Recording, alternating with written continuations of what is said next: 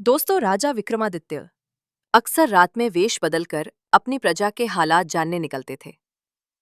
वो अपने सच्चे प्रेम से भरे दिल के साथ सड़कों पर घूमते थे। एक रात जब वो अमृत बेला में घूमते हुए शहर के चक्कर लगा रहे थे, उन्होंने देखा कि एक युवा लकड़हारा एक पेड़ पर चढ़ रहा है। उसकी आंखों में जीवन की आशा और मेहनत की चमक थी। लेकिन तभी अचानक एक भयंकर भालू उस पेड़ पर चढ़ने लगा। राजा ने आश्चर्य से देखा कि भालू कैसे उस पेड़ पर चढ़ रहा है, क्योंकि ये आमतौर पर भालू की आदत नहीं होती। युवा लकड़हारे ने जब भालू को देखा तो उसकी धड़कनें तेज हो गईं। डर के मारे उसने पेड़ की शाखा छोड़ दी और सीधे धरती पर गिर पड़ा। उसकी जान चली गई। वहीं भालू ने पेड़ से नीचे उतरते ही अपनी असली पहचान बदल ली और एक खूबसूरत लड़की का रूप धारण कर लिया। राजा विक्रमादित्य दूर से ये नजारा देख रहे थे। उनका मन जिज्ञासा से भर गया। वो सोचने लगे, ये लड़की अब क्या करेगी। कुछ ही समय बाद राजा के दो सैनिक, जो रात की गश्त पढ़े, वहां पहुंचे। संयोगवश वे असली भाई थे। छोटे भाई की नजर जब उस खूबसूरत लड़की पर पड़ी तो उसने बड़े भाई से कहा, भाई देखो, कितनी सुंदर लड़की बैठी है, मुझे तो शादी करनी है। बड़े भाई ने कहा, नहीं, जब तक मैं हूं तो मुझसे शादी नहीं कर सकते। मुझे पहले उसका हाथ मांगना चाहिए। छोटे भाई ने तुरंत विरोध किया, मैंने उसे पहले देखा है, इसलिए मैं उससे शादी करूंगा। दोनों भाइयों के बीच बहस बढ़ गई। अंततः बड़े भाई ने सुझाव दिया, हम क्यों ना उससे पूछें, जो भी उसे पसंद आएगा वो उससे शादी कर लेगा। जब दोनों भाई उस खूबसूरत लड़की के पास पहुंचे, बड़े भाई ने पूछा, हे सुंदरी, तुम कौन हो और यहाँ क्या कर रही हो। लड़की ने जवाब दिया, मैं पास के गांव में रहती हूँ और अपने पति की खोज में इस जंगल में घूम रही हूँ। छोटे भाई ने पूछा, तुम्हारा पति कहाँ है? अगर तुम चाहती हो तो हम तुम्हारी मदद कर सकते हैं। लड़की ने मुस्कुराते हुए कहा, मैं अभी अविवाहित हूँ और एक योग्य व्यक्ति की खोज में हूँ। छोटे भाई ने गर्व से कहा, हम दोनों भाई अभी अविवाहित हैं, तुम चाहो तो किसी एक से शादी कर सकती हो। लड़की ने एक शर्त रखी, मैं उससे ही शादी करूंगी जो तुम दोनों में से सबसे बहादुर और शक्तिशाली होगा। ये सुनकर दोनों भाइयों में लड़ाई शुरू हो गई। अपनी बहादुरी साबित करने के लिए उन्होंने अपनी तलवारें निकाली और एक दूसरे को घातक चोटें पहुंचाईं। अंततः दोनों भाइयों ने एक दूसरे को मार डाला और लड़की ने खौफनाक तरीके से हंसते हुए एक दिशा में चलना शुरू किया। राजा विक्रमादित्य, जो दूर से ये सब देख रहे थे, एक कदम और बढ़ते हुए उस लड़की का पीछा करने लगे। लेकिन इस घटना ने उनकी सोचने की शक्ति को जकड़ लिया। सूरज की किरणें धीरे धीरे चमकने लगी, पर राजा विक्रमादित्य अपनी भूख और प्यास को भूल चुके थे। उनकी जिज्ञासा उस रहस्यमयी लड़की के बारे में जानने की थी। लगभग 200 कदम चलने के बाद राजा विक्रमादित्य की आंखें फिर से चौंधी आ गईं। अब उस खूबसूरत लड़की ने अपना रूप बदलकर एक जहरीले नाग का रूप धारण कर लिया। वो नाग तेजी से आगे बढ़ा। नाग ने एक नदी के किनारे पहुंचकर कुछ क्षण रुका और फिर अचानक नदी में कूद गया। राजा विक्रमादित्य उस किनारे पर खड़े होकर ये सब देख रहे थे। थोड़ी ही देर में नाग ने एक नाव पर छलांग लगा दी, जिसमें लगभग 20 से 25 लोग सवार थे। जैसे ही नाग ने नाव में प्रवेश किया, वहां अफरा तफरी मच गई। लोग अपनी जान बचाने के लिए नदी में कूद पड़े।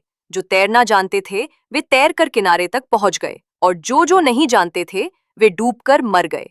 कुछ समय बाद नाग फिर से नदी से बाहर आया और नदी के किनारे चलने लगा। विक्रमादित्य ने उस नाग का पीछा करना जारी रखा। कुछ दूर जाने के बाद राजा विक्रमादित्य ने फिर से देखा कि वो नाग एक वृद्ध ब्राह्मण के रूप में बदल गया है। राजा ने सोचा, अब ये सही समय है इस रहस्यमय प्राणी से जानकारी प्राप्त करने का।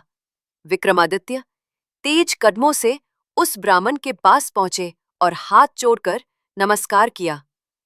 वृद्ध ब्राह्मण ने भी हाथ उठाकर अभिवादन स्वीकार किया और आशीर्वाद दिया। राजा विक्रमादित्य ने वृद्ध ब्राह्मण से पूछा, हे ब्राह्मण देव, तुम कौन हो? ब्राह्मण ने निराशा से कहा, क्या तुम नहीं देख सकते, मैं एक ब्राह्मण हूं। राजा ने फिर से कहा, तुम झूठ बोल रहे हो, तुम ब्राह्मण नहीं हो, है ना? ब्राह्मण ने चिढ़ते हुए कहा, फिर तुम मुझे बताओ, मैं कौन हूं? राजा ने कहा, तुम वो नहीं हो जो तुम दिखते हो। ब्राह्मण ने उत्तर दिया, जो भी मैं हूं, तुम्हें उससे क्या मतलब?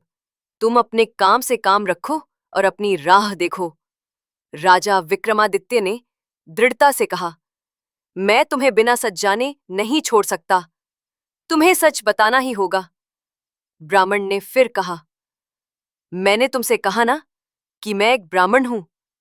राजा ने कहा, तुम मुझसे झूठ नहीं बोल सकते। मैंने तुम्हें तब से देखा है जब तुमने लकड़हारे को मार डाला था। फिर तुमने एक सुंदर लड़की का रूप धारण किया और उन दो सैनिकों को एक दूसरे को मारने पर मजबूर किया। फिर तुम जहरीले नाग में बदल गए और नदी में कूद पड़े। तुमने नाव पर सवार लोगों में अफरा तफरी मचाई। अब तुम एक वृद्ध ब्राह्मण के रूप में हो। सच सच बताओ, तुम कौन हो? राजा विक्रमादित्य की बातें सुनकर ब्राह्मण ने कहा, अगर मैं नहीं बताऊं तो तुम क्या करोगे? राजा ने अपनी तलवार निकालते हुए कहा, तब तैयार हो जाओ मैं करने के लिए। तुम्हें नहीं पता कि यह विक्रमादित्य की नगरी है। तुम इतने लोगों की जान लेकर इस पवित्र राजा के राज्य में जीवित नहीं रह सकते। अब सच्चाई बताओ। ब्राह्मण ने राजा की इस प्रशंसा पर जोर से हंसते हुए कहा, मुझे पता है कि यह शहर सम्राट विक्रमादित्य का है और तुम वही विश्व प्रसिद्ध सम्राट हो। फिर भी एक बात जान लो, तुम मुझे नहीं मार सकते। एक दिन आएगा जब मैं तुम्हें मरने पर मजबूर कर दूंगा। राजा विक्रमादित्य उसकी बातों को सोचने लगे। जो इस भेष में भी मुझे पहचानता है, वह साधारण व्यक्ति नहीं हो सकता। फिर उन्होंने थोड़ी विनम्र दिखाई और कहा, अब जब तुमने मुझे पहचान लिया है, कृपया मुझे बताओ कि तुम सच में कौन हो? ब्राह्मण ने कहा, तुम एक राजा हो और राजहाट पर अड़े हुए हो, इसलिए मुझे तुम्हें सारी बातें बतानी पड़ेगी। मगर तुम मेरी बातों में विश्वास नहीं करोगे, इसलिए सबसे पहले मुझे तुम्हें बताना होगा कि मैं कौन हूं। तो हे राजा, ब्राह्मण ने कहना शुरू किया, अब ध्यान से सुनो कि मैं कौन हूं और तुम्हारी राजधानी में क्यों आया हूं। मेरा नाम काल है। तुम जानते हो कि इस दुनिया में जन्म लेने वाले सभी जीवों की मृत्यु निश्चित है। इसलिए इस भूमि को मृत्यु लोक भी कहा जाता है। जब कोई जीव मां के गर्भ में आता है, तो सब कुछ बनने के बाद आत्मा उसमें प्रवेश करती है और जीवन जागृत होता है। इसी समय उसके मृत्यु का समय, स्थान और परिस्थितियां भी सृष्टिकर्ता द्वारा निर्धारित की जाती हैं। हे राजा, ब्राह्मण ने आगे कहा, तुम जानते हो कि चित्रगुप्त हर जीव की जीवन और मृत्यु का रिकॉर्ड रखते हैं। जब किसी जीव की मृत्यु का समय आता है, तो वह धर्मराज को सूचित करते हैं। अब चूंकि सभी जीवों की मृत्यु और मुक्ति का विभाग भगवान शिव के पास है, इसलिए धर्मराज भगवान शिव से अनुमति मांगते हैं कि उस जीव को मृत्यु दी जाए। जब भगवान शिव अनुमति देते हैं, तो धर्मराज मुझसे यानी काल से कहते हैं कि जाओ और उस व्यक्ति की जान ले लो। तब मैं इस मृत्यु लोक में आता हूँ। ब्राह्मण ने अपनी बातें जारी रखी। मुझे पता होता है कि कौन जीव कब, कहाँ और किन परिस्थितियों में मरेगा। मैं उस जीव को निश्चित स्थान पर निश्चित समय पर पहुंचाता हूं जहां उसकी मृत्यु लिखी गई होती है। मैं वही परिस्थितियां और स्थिति बनाता हूं। हे राजा, ब्राह्मण ने कहा, मैंने उस लकड़हारे को नहीं मारा। राजा विक्रमादित्य ने कहा, तुम फिर से झूठ बोल रहे हो। मैंने अपनी आंखों से देखा कि तुम उस लकड़हारे की मृत्यु का कारण बने। ब्राह्मण ने कहा, बिल्कुल, मैं कारण बनता हूं, लेकिन भौतिक लोग सोचते हैं कि लकड़हारा पेड़ से गिरकर मर गया और फिर मुझे धर्मराज के आदेश का पालन करना होता है। उसकी मृत्यु पेड़ से गिरने के कारण लिखी गई थी, इसलिए मैंने एक रूप धारण किया और वही परिस्थितियां उत्पन्न की ताकि वो उस घटना का शिकार हो जाए। सोचो। ब्राह्मण ने समझाया, अगर मैं असली रिच होता तो क्या वो कभी पेड़ पर चढ़ पाता? वो कभी नहीं चढ़ सकता था। लेकिन मैं वहां था और मेरे लिए कुछ भी असंभव नहीं है। अगर हम उन सैनिक भाइयों की बात करें, तो मैंने उन्हें भी नहीं मारा, क्योंकि उनकी मृत्यु एक दूसरे के हाथों लिखी गई थी। इसलिए मैंने उनके लिए एक सुंदर लड़की का रूप धारण किया नाव में। जो कुछ लोगों की मृत्यु डूबने के कारण हुई, उनकी मृत्यु भी इसी तरह लिखी गई थी। इसके लिए मुझे भयानक नाग का रूप धारण करना पड़ा और उस नाव में जाना पड़ा। ब्राह्मण ने राजा की ओर देखा और कहा, हे राजा, मुझे लगता है कि अब तुम समझ गए होगे कि मैं कौन हूं और क्यों आया हूं, और तुमने ये भी समझ लिया होगा कि समय, स्थान और परिस्थितियों का भौतिक जीवन में कितना महत्वपूर्ण रोल होता है। राजा विक्रमादित्य ने काल के रूप में उपस्थित बूढ़े ब्राह्मण की बातें ध्यान से सुनी और उनके चेहरे पर गंभीरता छा गई। काल ने कहा, हे राजा, अब मैं जा रहा हूं। राजा विक्रमादित्य ने विनम्रता से कहा, हे कालदेव, आपने मुझे बहुत अच्छी जानकारी दी है, जिसके लिए मैं आपका धन्यवाद करता हूं। कृपया जाने से पहले मेरा एक और सवाल का जवाब दे। काल ने कहा, पूछो, जो भी पूछना है।